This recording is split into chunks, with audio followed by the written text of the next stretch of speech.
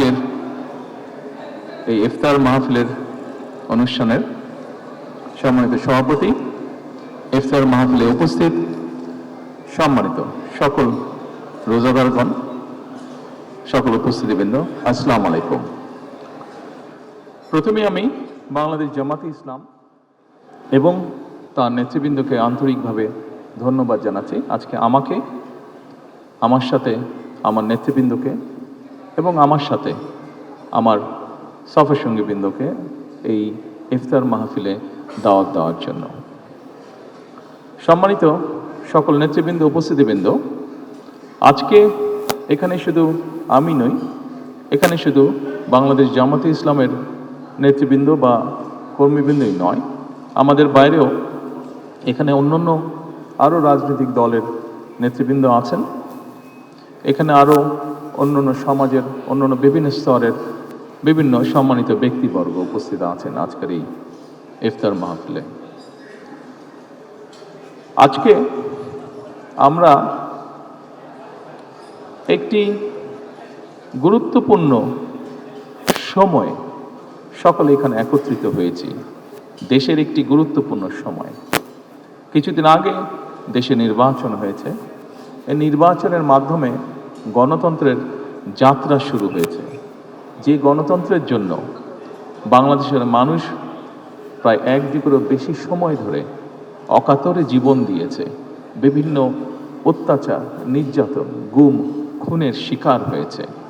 এত ত্যাগের বিনিময়ে আমরা আজকের এই গণতন্ত্রের যাত্রা, যেটি সূচনা হচ্ছে বা হয়েছে নির্বাচনের মাধ্যমে, সেটির সুযোগ পেয়েছি। এই ত্যাগের মাধ্যমে, এই আত্মত্যাগের মাধ্যমে হাজারো মানুষের অত্যাচার, লক্ষ মানুষের নির্যাতনের মাধ্যমে আমরা আমাদের বাক, ব্যক্তি স্বাধীনতা, গণতান্ত্রিক অধিকার চর্চার সুযোগ আমরা ফিরে পেয়েছি। সেজন্যই প্রথমেই আসুন আমরা আল্লাহর দরবারে শুকরিয়া আদায় করি। সম্মানিত উপস্থিতিবৃন্দ, বাংলাদেশের মানুষ আজকে অনেক প্রত্যাশা নিয়ে, অনেক আকাঙ্ক্ষা নিয়ে, অনেক আশা নিয়ে আমাদের সকলের দিকে তাকিয়ে আছে, বিশেষ করে রাজনৈতিক দলগুলোর দিকে তাকিয়ে আছে।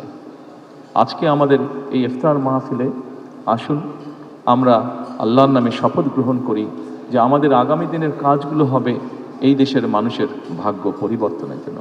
আসুন আমরা আল্লাহর দরবারে সেই রহমত চাই যার মাধ্যমে আল্লাহ আমাদেরকে এই দেশের মানুষের ভাগ্য পরিবর্তনের জন্য, এই দেশের ভাগ্য পরিবর্তনে কাজ করার তৌফিক আমাদেরকে আল্লাহ তাআলা দিবেন। পরিশেষে আমি আবারও বাংলাদেশ জামাতে ইসলাম এবং জামাতে ইসলাম নায়েবে আমির শফিক সাহেব সহ সকল নেতৃবৃন্দকে আন্তরিক ধন্যবাদ জানাচ্ছি আজকে এখানে আমাদেরকে দাওয়াত দেওয়ার জন্য। আসসালামু আলাইকুম।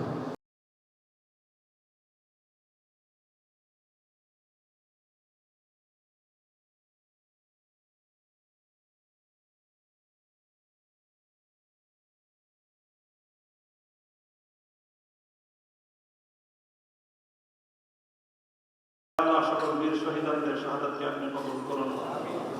বিগত স্বৈরাচারী আমলে বিশেষ করে কারাগারে নির্মমভাবে নির্যাতনের শিকার হয়ে অন্যায় বিচার বহির্ভূত বিচারিক হত্যাকাণ্ডের যারা শহীদ হয়েছে, শিকার হয়েছেন, আল্লাহ আমাদের সেই সকল শহীদ নেতৃবৃন্দের শাহাদাতকে আপনি কবুল করেন।